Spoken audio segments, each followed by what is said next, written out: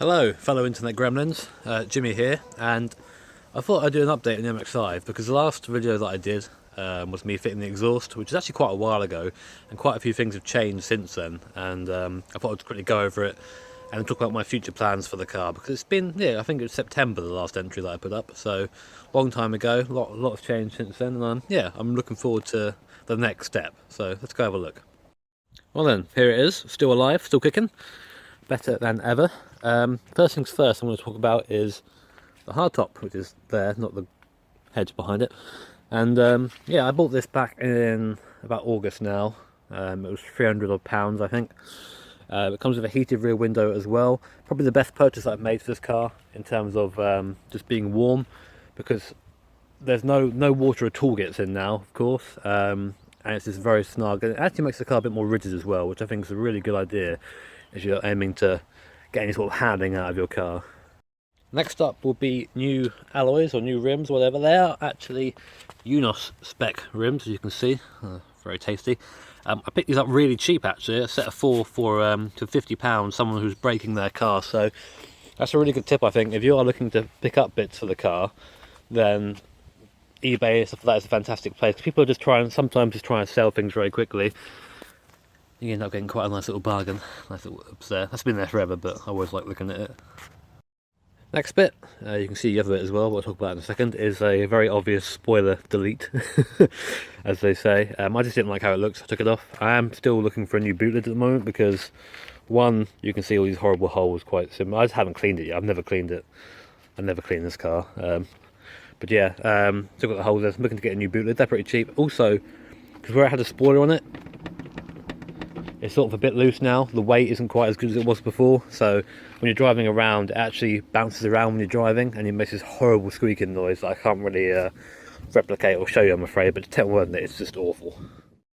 And here's the most recent bit. You can see the primer's starting to crack a little bit on the outside, but this panel has been pretty much completely replaced, because there was loads of rust along here. It's now gone. I've been told recently, because I'm still learning as I go, of course, that having this primer on the car is a bad idea because it's porous. So very soon I'm going to just put some random paint over the top of it just to seal it in. I'm not really too bothered about the colour right now. As long as it works, it works. But yeah, that's there as well, which is pretty cool. And just one more thing off the list. So I'm really quite confident how this is going at the moment. Arf! Here's the engine bay, as you can still see, looking a little bit sorry for itself, just dirty really. I don't think anything else. I need to sort of give it a bit of a clean. You can see still a lot of this orangey stain around from where the water pump died, but everything else is doing okay. You can still see a little cheeky stainless exhaust there going down the bottom, which always looks very pretty when you open it up.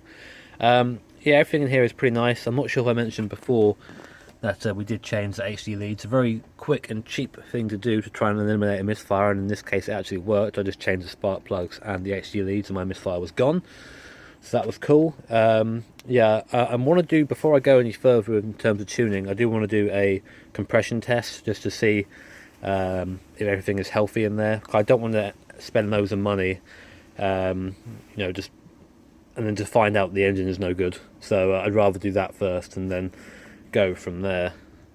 Also, because I don't think anyone's actually ever seen this car on video, this is mine as well. I've had this for a while. People are going to be thinking that I'm super rich. I'm really not. Like, these are just cars that I've picked up and then ended up being poor, and I've just got lying around now basically. This it's an ST220 Mondeo V6 3 litre, currently running on 5 cylinders when it decides to start, because at the moment the seconds. Because at the moment there is quite a big misfire there where it's been standing for long. It might just be the fuel's very old, that could be one reason, but I'm not very keen to to get in there and start changing spark plugs, and I'll tell you why. Actually no, I'll show you, give me 2 seconds, let me go grab the key. So you can see we've got all the plastic off, and as I was saying, I'm not really keen on changing spark plugs, etc., because, well, here are the first 3 spark plugs, 1, 2, 3, and the other 3 underneath the inlet manifold, so that all has to come off for me to get there, which is a massive pain in the bum. I'm not too keen on doing that. But this is this is something else that I'm trying to work on now. This car actually died a long time before I even started bothering to try and learn about the MX-5. And as I've learned about the MX-5 and sort of about engines and how things work, even just a rough guideline, I'm now a lot more confident to come and sort of tackle this and try and get better. I've already replaced 2 breather pipes here. This one here was just completely effect. You can see it's nice and new. It cost me a lot of money. And there's one that connects around the back here. I can't really show you it properly, unfortunately, because it's quite hidden, but that was also broken. And the car just didn't start at all before then. So now at least it starts, so there is progress. But yeah, I'm getting off topic now. MX-5, more important. Okay, so we're now back in the awfully lit shed. And yeah, basically the next step for the MX-5 is to get some coilovers. That'll be everything that I want doing in terms of handling then done, which is nice. I did have a look at the subframe the other day. It's actually okay. It's got a bit of surface rust, but otherwise it's quite solid, so not something I'm going to have to be doing just yet, which is good. The thing is, the next step is something that I've been really unsure about, because there are 3 options in my mind that are open. Turbo, supercharger, or individual throttle bodies, ITBs. So they're all quite expensive. They're all going to be like, I'd rather just do one thing than sort of try and combine. I've seen someone do an ITB and a turbo on an MX-5 and like produce something like 400 and whatever horsepower, but I'm not really interested in that sort of number, you know.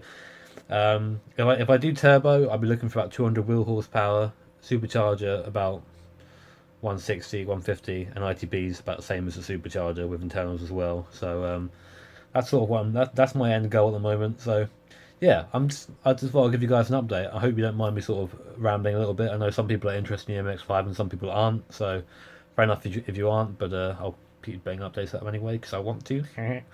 And yeah, I might even keep you up to date on the ST220 if you're interested. It's not quite as fun as the MX-5 because the MX-5 is quite simple and easy to explain. The Mondeo is modern-ish and doesn't like to do things easily. So anyway, guys, yeah, I hope you enjoyed the update, and I will, well, any further developments, I'll let you know. Take care, guys, and have an awesome day. Ta-ra.